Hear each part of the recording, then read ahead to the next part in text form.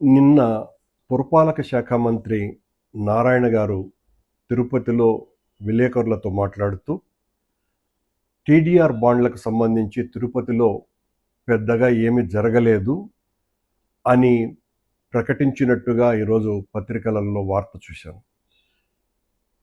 ఆయన మళ్ళీ దానికి భిన్నంగా మాట్లాడినా నాకు అభ్యంతరం లేదు. ఎందువల్లంటే టీడీఆర్ బాండ్ల విషయంలో ఏ విచారణకైనా సిద్ధంగా ఉన్నామని ప్రకటిస్తున్నాను నేను. కానీ దీనికి సంబంధించి నేను ఏ రోజు కూడా స్పందించలేదు. ఏదో విమర్శలు వస్తున్నాయి, సరే చూద్దాము అనేటువంటి ధోరణిలోనే నేను వెళ్ళటం జరిగింది. జనరల్గా నా మీద వచ్చేటువంటి విమర్శలకు నేను వెంటనే స్పందించటం కూడా నాకు అలవాటు లేదు. ఇవన్నీ కూడా రాజకీయాలలో చాలా సర్వసాధారణమైనటువంటి విషయాలే కదా అని. కానీ దీని మీద ఈ రోజున ఒక వివరణ చెప్పాల్సినటువంటి అవసరం ఉన్నది అని భావిస్తున్నా. 2 సంవత్సరాలుగా దాదాపు నా మనసులో ఉన్నటువంటి అభిప్రాయం ఇది.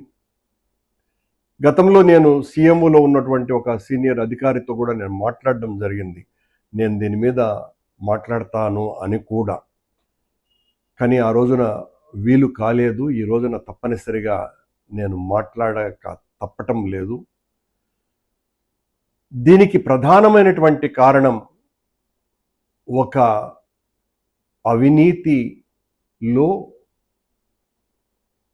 అనకొండ లాంటి ఒక అధికారిని, రాష్ట్రంలో ఉన్నటువంటి మంత్రులనందరినీ కూడా పూచిక పుల్లల్లాగా చూసేటువంటి అధికారిని, మరి తన శాఖకు ఇన్ఛార్జిగా ఉండేటువంటి మంత్రులనైతే లెక్క కూడా చేయనటువంటి అధికారిని, ఆ అధికారిని డబ్బులు సంపాదించటమే తప్ప ఏ నైతిక విలువలు లేనటువంటి మనిషిగా, ఒక మాటలో చెప్పాలంటే ఓ తాటకిలాగా కింది అధికారుల పట్ల వ్యవహరించేటువంటి ఆమె, తిరుపతిలో మేము నూతనంగా రోడ్లు వేస్తున్నాము కనుక ఆ రోడ్లను కోల్పోయి, ఆ రోడ్ల వలన స్థలాలు కోల్పోయేటువంటి వాళ్లను టీడీఆర్ బాండ్ల పేరుతో దోపిడీ చేయటానికి, తద్వారా 100 కోట్లు నొక్కియటానికి ఆవిడ పన్నిన కుటిల పన్నాగాన్ని అడ్డుకున్నాము అన్నటువంటి దుగ్ధతో, కోపంతో ఆవిడ తెలుగుదేశం పార్టీకి సంబంధించిన మా పక్క జిల్లా నేతలకు ఈ విషయాన్ని చెప్పి, ఏం మాట్లాడినా చెల్లుతుంది కాబట్టి 2,000 కోట్ల రూపాయలు అవినీతి జరిగిందేనని ఆ రోజు నుంచి ఈ రోజు వరకు కూడా మా మీద ఎంత ప్రచారం చేశారో అందరికీ కూడా తెలుసు. ఇప్పుడు మళ్ళీ చెప్తున్నాను, నేను ఏ విచారణకైనా సిద్ధమే.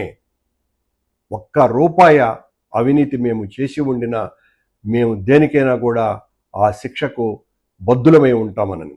కానీ ఈ అవినీతి అధికారిని గత 30-35 సంవత్సరాలుగా తను ఎక్కడ పని చేసినా 100,000 కోట్ల రూపాయలు లూటీ చేసి, చివరకు అత్యున్నత న్యాయస్థానం కూడా మీ నీతి గురించి మాకు చాలా బాగా తెలుసులేనని వెటకారపు మాటలు పడ్డటువంటి అధికారిని, ఓ పూతనకు ఏమాత్రమో తక్కువ కాదు, లంకిణి కంటే కూడా చాలా విపరీతమైనటువంటి చేష్టలు ఉన్నటువంటిది. ఆవిడ ధరించేటువంటి, రోజు ధరించే చీర ఖరీదు కనీసం అంటే 1,50,000 రూపాయలు.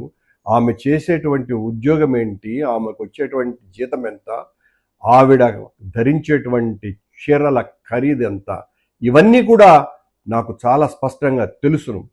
రోజు 1,50,000 రూపాయలకు పైన విలువ చేసేటువంటి చీరలు ధరిస్తూ 50 లక్షల రూపాయల కంటే విలువైనటువంటి విగ్గులు ఆవిడకు దాదాపు 11 ఉన్నాయి. రోజు ఆ విగ్గులు ఒక్కొక్క రోజు ఒక్కొక్క విగ్గు ధరిస్తూ ఆవిడ దర్శనమిస్తూ ఉంటారు ఆఫీసులలో. ఆవిడ క్రింది స్థాయి అధికారులతో, ఆవిడ అసలు భూమినే కొల్లగొట్టింది అన్నటువంటి పేరు కూడా గాంచినటువంటి వ్యక్తి. ఆవిడ ఒక విలువలతో జీవితమంతా ఉద్యమాలతో పోరాటాలతో రాజకీయాలు చేసినటువంటి నా మీద కక్షగట్టి ఇక్కడ తిరుపతిలో గతించిన ఓ తెలుగుదేశం నాయకుడితో విపరీతంగా అంటగాగినటువంటి ఆవిడ నేను ఈ ఘోరాన్ని చూడలేక అడ్డుకట్ట వేశానని నా మీద తెలుగుదేశం వాళ్లను ఉసిగొల్పి 2,000 కోట్ల రూపాయల అవినీతి జరిగింది అని ప్రచారం చేయటానికి ఈ ఆధునిక రజియా సుల్తాన్ అనే కారణమని చెప్తున్నా. నేను చెబుతూనే ఒక మాట చెప్తున్నా, ఇప్పటికీ కూడా నేను ఏ విచారణకైనా మేము సిద్ధమే. ఒక్క చిన్న తప్పు కూడా జరగలేదు. తిరుపతిలో రాష్ట్రంలోనే ఎక్కడా లేనంతగా అత్యద్భుతంగా దాదాపు 21 మాస్టర్ ప్లాన్ రోడ్డులను వేసినాం.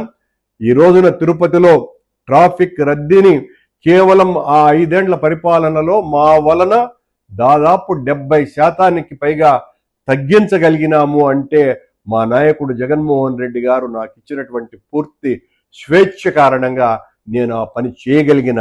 కానీ ఇలాంటి నీచపు ఆలోచనలు ఉండేటువంటి అధికారుల వలన సమస్యలు వస్తాయి, భరిస్తాం.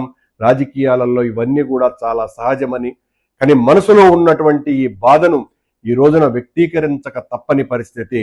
ఇలాంటి కొద్దిమంది, అందరూ కానే కాదు సుమా, కొద్దిమంది ఉద్యోగాలలో చేరి రాష్ట్రమంతా కూడా లూటీ చేద్దాము అనుకునేటువంటి అధికారులతో రాజకీయ నాయకులు కూడా చాలా జాగ్రత్తగా ఉండాల్సిన అవసరం ఉంది అనే విషయాన్ని తెలియజేస్తున్నారు.